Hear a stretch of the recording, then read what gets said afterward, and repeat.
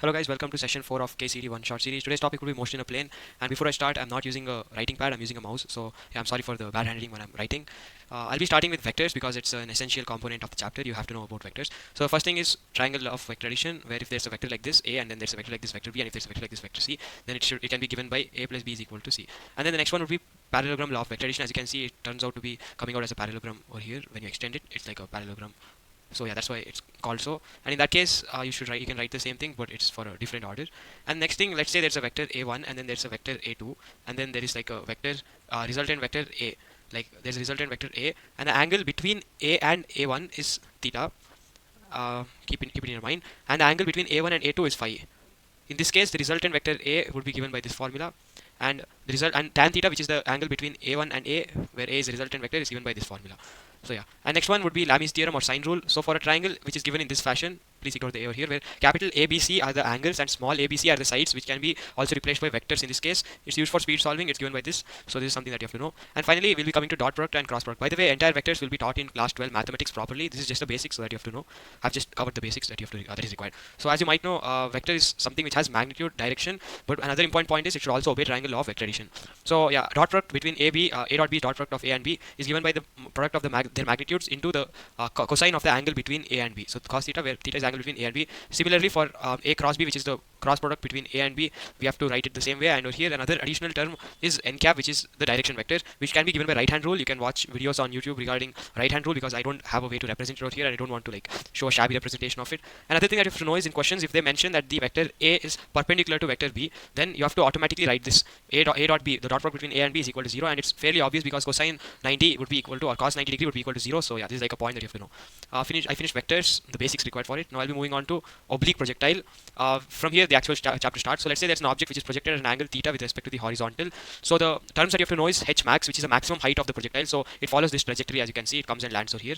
So the maximum height formula is given by this. These three formula are so important that even if you're leaving the chapter, make sure that you at least cover these three formula and you go. So there are ways to remember this. The way that I remembered was to play with the 2 over here. As you can see, the power 2 over here, sending it over here and so on, sending it over here. There's like playing of 2, and if you write it and practice, so that you'll be able to remember it. Another thing that you have to know is t is time of flight. By the way, it can also be represented by this, or it can be given by t, capital T, where I've written. And r is range of the projectile, which means this distance, as you can see, from the point of projection to the point of landing. So that is r, and that is given by this formula. All these things can be derived. It's there in your first PO, but in the actual exam, you only have like almost a minute for solving a problem, and you cannot keep on deriving it. That's one mistake which I initially thought in physics that I could derive, and later on I had to anyways memorize. Another thing that you know is manipulating sine 2 theta through trigonometry formula. Sine 2 theta is equal to 2 sine theta cos theta. So as you can see, you should use this over here. It will help in certain problems. Another formula that you have to know is equation of trajectory, where it's given by capital Y is equal to capital X tan theta minus G capital X square divided by 2u square times square of cosine theta.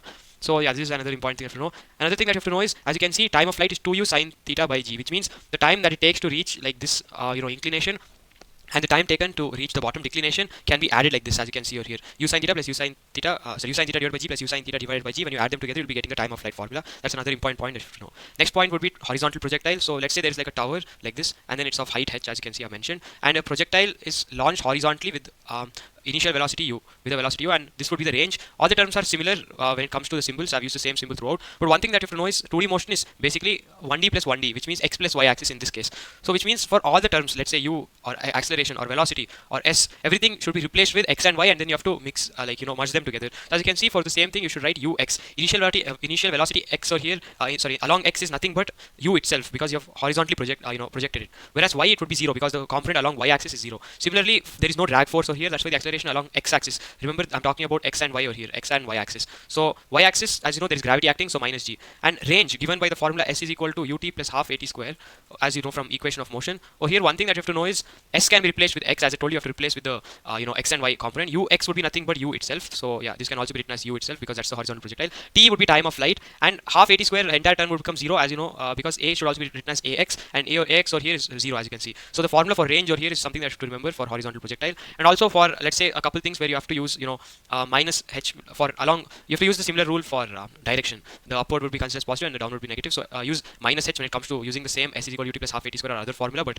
along the y component. If you were not able to understand this, some of these parts, you can message me on Telegram. The link is there in the description or maybe the comment section, and I'll always be there to clear your doubts. Next one would be this type of problem where the same case scenario where they're projected with an initial velocity u, making an angle theta with a horizontal. But one thing is they've asked the velocity at a certain time t. So in this case, you wouldn't know the you wouldn't know what alpha is. As you should remember, alpha is not equal to theta unless specified. Alpha would be a different angle, with the horizontal, and v1 over here would be the velocity, as you can see I've written. And you can ignore this part. The reason why I've made a separate case over here is because I'm basically trying to imply it's also it can also be applied. The similar concept can also be applied when it's going down declination basically. So in this case I'm only talking about this part of the diagram where it's asked for velocity at this point. So in this case one thing you have to know is v1 cos alpha, which is the horizontal component, is basically equal to u cos theta. I'm not sure if that's making sense. The reason why it's equal is because as you can see over here I've written how to write vx and vy. I just explained it over here. The entire part over here is what I explained basically. You have to use the equations of motion but just apply it across x and y component. You replace all the terms with x and y component. So as I mentioned, ax is 0, which means v1 cos alpha would be equal to nothing but, I've written it over here, u cos theta. So through with this you can find out the value of v1 as I've written the formula. There would be like data given, you have to just substitute it and you'll be able to find the final velocity v1. So that's one thing that you have to know. And another thing that you have to know is once you find vy and vx, as you've seen I've mentioned how to find vy and vx. I'll just mention it again. So for finding vy and vx you have to write v is equal to u plus at, or any formula where you can find v through this, and just put all the terms along the required component. Example, if you want x, just write x and replace it with all the x terms. And whenever you want to find y, you can do it for y too. And then as you can see, the angle between x and y axis is 90 degree, and just like how I mentioned in vectors, when cos, the formula, I'll just go over there. As you can see the formula over here, a1 square plus a2 square plus 2a1 a2 cos phi. So x and y axis, the angle between them is 90 degree, which means the entire cos phi term will become 0. So it will just be left out with a1 square plus a2 square, which is replaced with the required terms over here. And this way you can find v1 magnitude of v1 vector. So yeah, again, if there's doubt, you can always text me, because it's a complete different concept. Vectors would not have been taught in 10th or anything usually. So yeah, and to find alpha, you have to just write tan alpha is equal to vy by vx, and it's fairly obvious that when there's this alpha, you can just use trigonometry. You can just draw it like this. This would become y component divided by x component. So this is how you find alpha. You have to just find the inverse of vy by vx. This is the other formula that you have to know. So yeah, by the way, these aren't exactly formula mentioned in NCERT. These can be derived through problems. I've just put it over here, the very important ones. And yeah, usually these are like taught as formula. I don't think anyone usually skips this part, but I'm just covering everything which is required. So next we'll be going to projectile on an inclined plane. So for projectile on an inclined plane, you have to know that there will be a wedge like this, and then there will be an object which will be projected, and it will follow projectile and land somewhere. Same. There are two cases in this. It can be projected from down the plane or up the plane. So case 1, as you can see I've written over here, is projectile upward, like up the plane. So it will be projected at an angle alpha. And one thing I have to notice is alpha is the angle between the projectile and the inclined plane, whereas theta is the angle between the inclined plane and the horizontal. Okay, that's something I have to know. Alpha is not equal to theta. So I've written like a way to remember, h and t is always going to be the y-axis, which means one thing that you have to know, another thing that you have to know. Okay, this is like a huge concept. I'll just quickly cover it up. So there is something called there's something called as free body diagram, FBD. So for a body like this, downward mg will be acting. So in this case, an object over here, downward mg will be acting, and then you have to know, like, you have to do something like this. So basically, guys, whenever you see something like this, FBD, it will come in Newton's laws of motion, but I've included it over here because it's important. You have to draw something like this, very important. You have to know how to draw something like this. So as you can see over here, downward g will be acting. And whenever you see theta over here, the angle between the inclined plane and the horizontal, the same theta is also equal to this. So basically downward g cos theta will be acting. And now you have to write this the same formula which I mentioned above, but sin alpha as alpha over here instead of theta in the upward, in the case above, it will be alpha, angle of projection. And over here cos theta, 2g cos theta, which means this g cos theta, it should be replaced with g cos theta instead of just 2g. So this will be the final formula. And for t it would be the same, but sin alpha, not theta, and g cos theta. So this is like something that you know. I'll show it even in Newton's laws of motion, but drawing an FBD is something that you have to know because this is like a revision series. I'm trying to cover a lot in just like a limited time. So yeah, for the full course, it would have taken like an hour, and I could have properly shown everything. But still, I'm like trying to cover it up. If you're a person who has attended classes in your college, you'll be able to understand this. If not, usually students can understand, but if not, you can also join my Telegram group. I'll be able to clear your doubts for free, of course. And over here, another thing that you know is down the plane, down the incline, projected an angle theta, and this is projected at an angle alpha, and this is theta, by the way. In this case, h and t would be the same as these two. Like h and t would be the same. No difference. The only difference that comes is in the range. Range is basically the distance that it covers when it's being projected. Like if this is something that you've thrown, an object, and it lands over here, this is the range. This r over here is the range. So the distance can be found out by this formula. It's basically the s is equal to ut plus half at square formula, but u cos alpha, because as you can see, I just mentioned that if there's a vector like this, and if the angle is theta over here, and if there's a vector v, then this would be v cos theta, and the projection along y-axis would be v sin theta, when theta is given over here. So as you can see, it has been projected like so, and this alpha, we should take this component, downward component. Basically, you have to make x and y like this, x and y. So yeah, or here as you can see, v cos theta I've mentioned. Just like that, you have to basically replace u cos alpha times time of flight, and this plus or minus, I'll just mention what it is, half at square, and a over here is replaced with g sin theta, because from this FBD, if you can see, g is downwards, and this is over here going to be g cos theta, which means this would be g sin theta. Right, if this is theta I just mentioned a few minutes ago, x and y, it's a completely different concept, guys. You have to understand what this is. If you're not able to, it's completely fine. It's mostly because you're doing this for the first time. If not, this would be like very simple to understand. So this would be g sin theta. So that would be like this one over here, as you can see, this downward, like this. So if this is g cos theta, this would be g sin theta, and we want along this, so g sin theta. So here you have to use g sin theta times time of flight square, just like s is equal to ut plus half at square. So the sign plus is used, and where does the sign minus come into picture? In case A, it would be minus, which means up the incline. When it's up the incline, it would be downwards, right? Like g sin theta would be downwards, and this is going upwards. So both the vectors, they try to get cancelled, and that's why minus will come into picture. Whereas in case B, which is down the incline, where g sin theta is acting downwards, and even the body is like going downwards, so they basically add up, and that's why it will be positive. Plus should be used. Case A and case B respectively. So I hope you were able to understand this. This video might be long, but I've made sure that I've completed like all the important concepts and explained it from the basics. I could have directly told you, the formula and moved ahead, but I will not be doing it in the basic chapters. In class 12 chapters, I of course would not be explaining components and everything.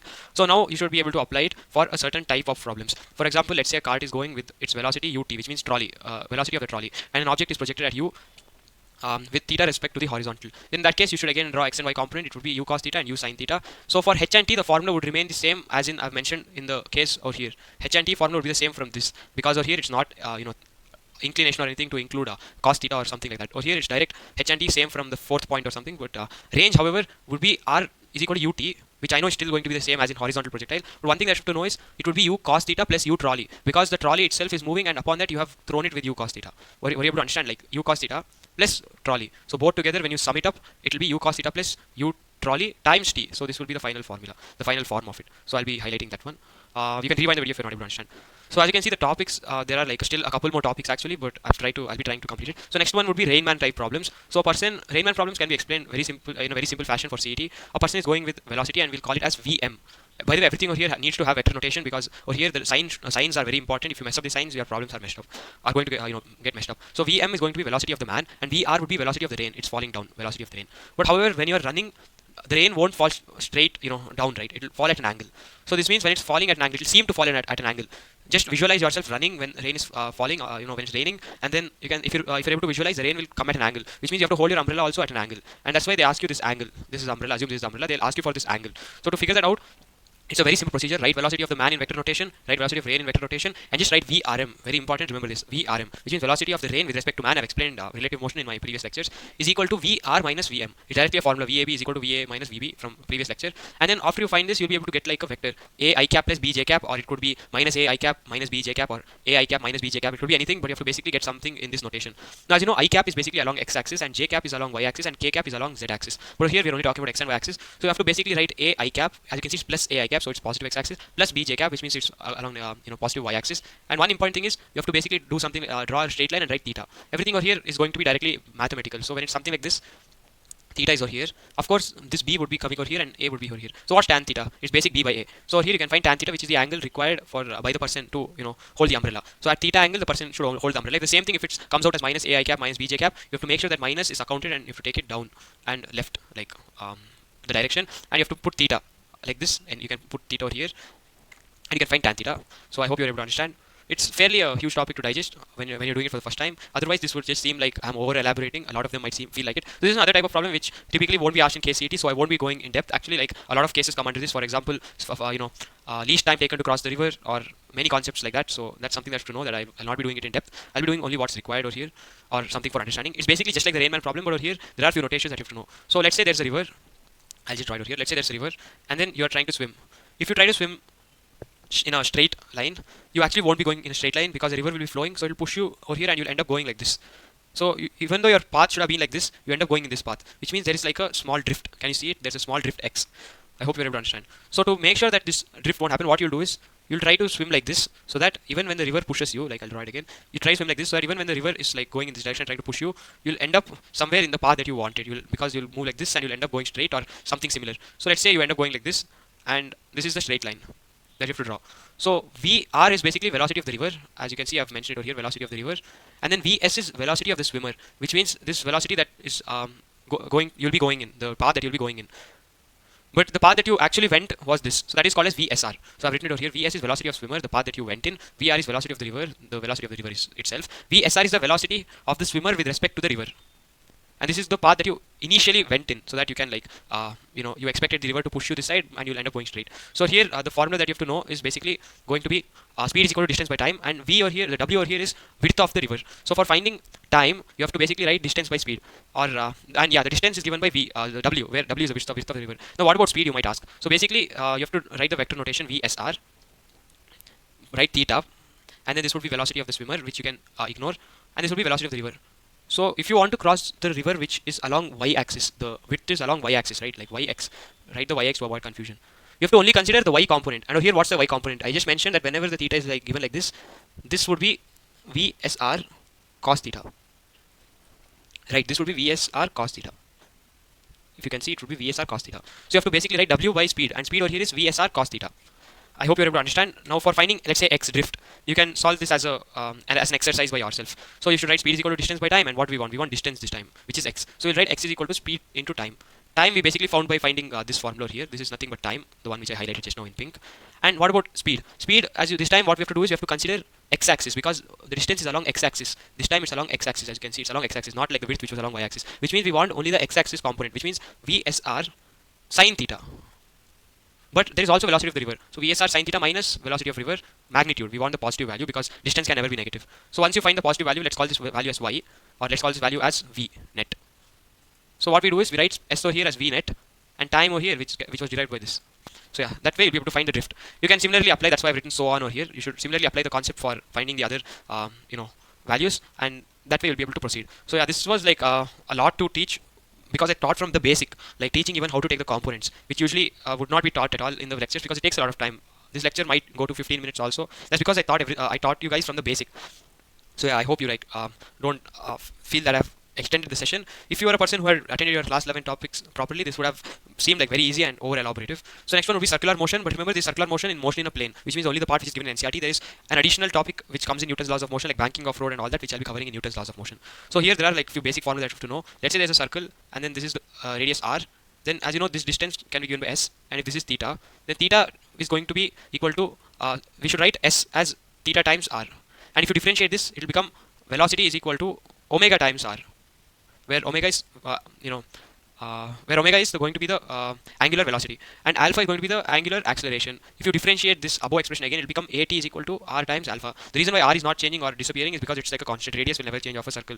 Over here, as you can see over here, at is written, which means it's acceleration tangential, which means there are two types of acceleration. One would be tangential acceleration, another one would be centripetal acceleration, which is towards the center. And another acceleration called centrifugal, no, that is not an acceleration, that is centrifugal force. So there is going to be centripetal acceleration, which is going to be towards the center, and tangential acceleration. So this is only tangential acceleration. And this can also mean that we can write omega as v by r. Another formula that we know is AC, which is centripetal acceleration, is equal to v square by r. There's an entire derivation in the PU book. It's a very important formula, this one. And the next formula that we know is omega is equal to d theta by dt. One thing that you have to remember is that s can be replaced by theta, and omega I can be replaced by initial velocity, omega final can be replaced by final velocity, and acceleration can be replaced by angular acceleration alpha. The same thing you can apply on equations of motion. If you see, everything is equation of motion. V is equal to u plus at, but I've replaced these terms that I've given. If you do this, it's very simple to remember. Same over here. V square is equal to u square plus 2as, and s is equal to ut plus half at square. Another formula that I told you when it's uniform acceleration, this formula, which was s is equal to s n in nth second is equal to u plus a by t times 2 n minus 1. The same thing I've even written over here. This is not an equation of motion, but yeah. And alpha is equal to d omega by dt. By dv by dt itself is the same thing. It can also be written by dv by dx times velocity. Over here I've just replaced theta and omega with v and s over here. That's it. So yeah, these are the formula with circular motion. With this, I have completed the chapter. It was like from basic, from zero, I taught you everything, and yeah, I have completed the chapter. For if you found this to be helpful, please share it with your friends. It will benefit everyone as a whole. And if you like, you can like the session and also subscribe for more videos. I'll be uploading more frequently because I just finished a large part of my entrances. So yeah, wish you all the best. Keep working hard. See you guys.